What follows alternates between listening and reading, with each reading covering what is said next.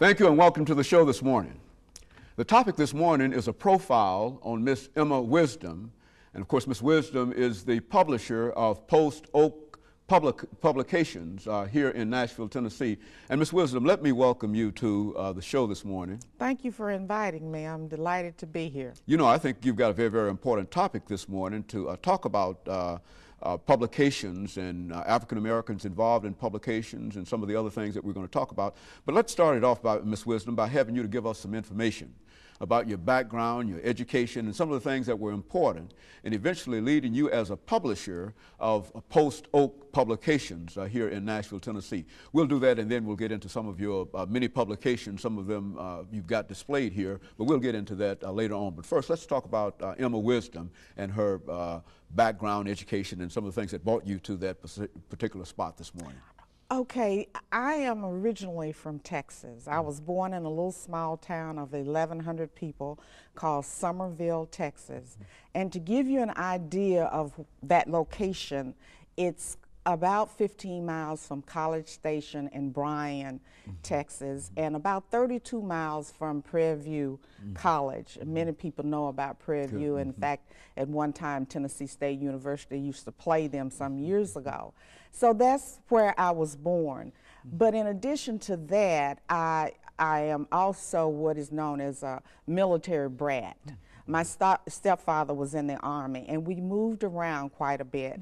And consequently, I lived in several different places, which I credit now to helping me in the sense of understanding people and meeting people, because we moved quite frequently, and you couldn't sit back and wait to make friends. You had to go out and make friends in your new home, wherever that might be.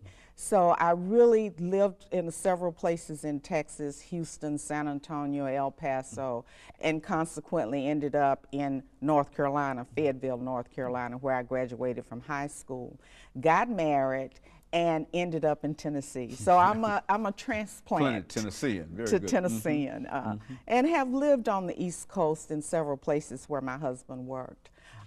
So I really finished high school in North Carolina, came to Tennessee, and I've had several careers in my lifetime. You know, years ago, people used to get on one job and stay and retire and get that gold watch.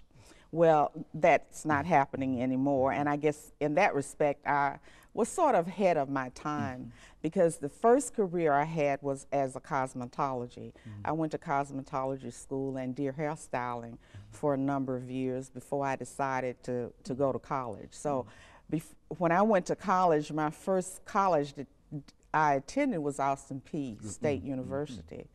And everywhere my husband moved and everywhere he worked, if there was a college anywhere nearby, I went. So consequently, I ended up, however, graduating from Tennessee State University. And I tease and tell my children that my transcript over at TSU is the longest transcript on record, because you were persistent, though. Persistent. That is something that I had no idea as growing up that was going to be a very important quality to have. Yes. Because from the very first time that I took a college course until I received my bachelor's degree from Tennessee State, it took 29 years. So that tells you that you have to have persistence. Not only do you need desire, but you must have determination. Not only do you need all of those, but you must be disciplined. And I learned those things along the way at different stages in my life, but all of them have really paid off because I was just persistent enough and had that stick-to-itiveness that I was going to finish. And the funny thing is that I actually finished my coursework along with my daughter, who was a student at Middle Tennessee State University, in December '90, but of course TSU does not have a December graduation. So I ended up finishing in 1991 along with my son. So that was really a happy time for me to see my son walk down the aisle and to know we did this together. Yes, together. Very so good. that has really been one of the real hallmark of my life was to do that. I had always in the back of my mind that I wanted to eventually get that piece of paper. Some people told me erroneously that it's not going to pay off, but what a lot of people fail to realize is that I wasn't looking at the degree as being for monetary reasons, but it was something within that I wanted to accomplish. And it is something, education is something that no one ever can take away from you. And you can rise above whatever background you might have had if you have brain power. And I think education is brain power. And so I feel that I have a wealth of that. You know, Ms. Wisdom, I think that everything that you've said in reference to persistence and whatnot has served as a real encouragement for some of the listeners this morning, because I'm sure that there are those who are out there who do have some desire to become involved in education again and whatever, but they can find so many excuses not to do so.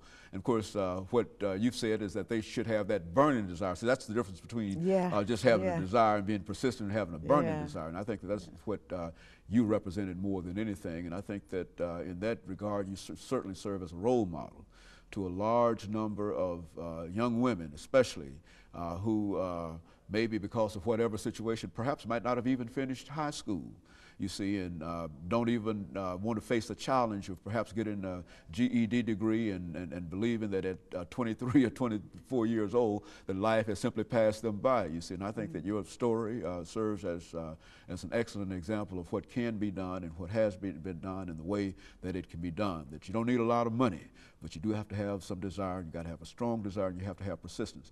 How did you become involved in this publication? Well, I really started out not intending really to go into publishing per se, but I am a writer first. And I have been writing, at first I was a closet writer where I wrote things and I didn't show to anyone, you know, and I did that for a number of years before I got brave enough to send it someplace. And I really got the inspiration that or the belief that I could do this when I won a second writing prize, very little money monetarily, but it did wonders in boosting my confidence in the fact that I was on the right track. And I continued for another few months before submitting something to that same publication again, and I won first place. So I felt that I was really on the track. And in 1984, my aunt, who lives in Somerville, Texas, and I talked about doing a family reunion. And of course, being the resourceful person that I am, I rushed off to the library to get some information to help me. To my dismay, there was not very much there. In fact, I found 2 books with a couple of pages and another book with a chapter about family reunions. And after we did our family reunion, and it went over so successfully that I collected all that information and the conversations that I had with other people who were also doing one, that I said, gee, this could help somebody, because I'm sure they, like myself, went looking for some material. So I put that book together, and which, in fact, it's the one there in the center, A Practical Guide to Planning a Family Reunion. Got me started in publishing. And then you just went from that point on to more works and dealing with other individuals and whatnot. That's correct. I sure did. And it has been a wonderful, rewarding experience. Anyone who is thinking about self-publishing, there needs to do his or her homework. Okay. Definitely. Let me, at this point, Ms. Wisdom, interrupt and for our first commercial break for today, and then we'll come back in a minute, and then we'll give you an opportunity to say something else about publishing and that kind of thing. And we'll be back with our audience following this very, very short commercial break.